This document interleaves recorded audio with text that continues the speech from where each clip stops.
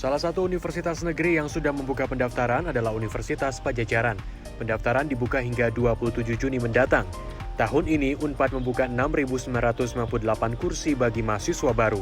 40%-nya atau sekitar 2.493 mahasiswa akan diterima lewat jalur mandiri.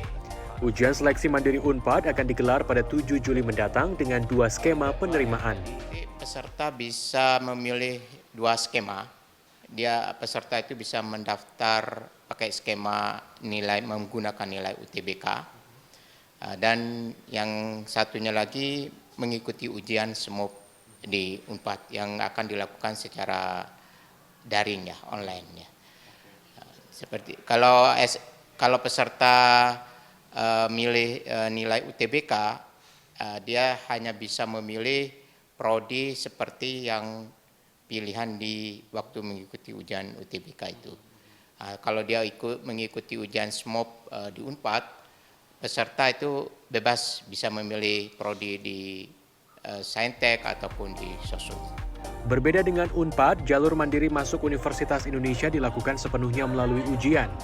Materi ujian terdiri dari kemampuan dasar, kemampuan IPA, kemampuan IPS, dan kemampuan IPC atau campuran. Hal ini tergantung dari peserta memilih kelompok program pendidikan. Ujian mandiri di UI dilakukan pada Juli mendatang. Ada 2.786 kursi dibuka bagi mahasiswa baru lewat jalur mandiri UI tahun ini.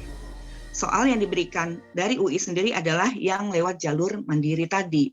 Nah, tentu saja tingkat keketatan ini berbeda-beda dari satu fakultas ke fakultas yang lain, tetapi sampai dengan saat ini memang yang paling favorit tetap adalah Fakultas Kedokteran. Jadi itu sangat-sangat selektif sekali. Kemudian kalau di IPS itu antara lain yang biasanya menjadi favorit adalah di komunikasi, Mas. Gitu. Sejumlah calon mahasiswa berencana akan mengikuti seleksi mandiri PTN jika ia gagal dalam UTBK SBMPTN yang tengah bergulir. Menurut mereka, peluang untuk bisa kuliah di universitas negeri melalui jalur mandiri ini lebih tinggi dibanding jalur lainnya. Dan sih kayaknya akan lebih pede ya, soalnya kan di mandiri itu emang hanya di lingkungan saja dan kemungkinannya sangat besar gitu ya untuk masuk ke perguruan itu sendiri. Mungkin ya bisa ada celah untuk masuk juga gitu. Jadi cuma hanya di sekitar universitasnya aja, jadi peluangnya juga lebih besar. Kita juga jadi ada celah untuk masuk gitu, dan pesertanya lebih sedikit dari UTBK. Jadi kita juga lebih pede sih untuk jalur mandiri.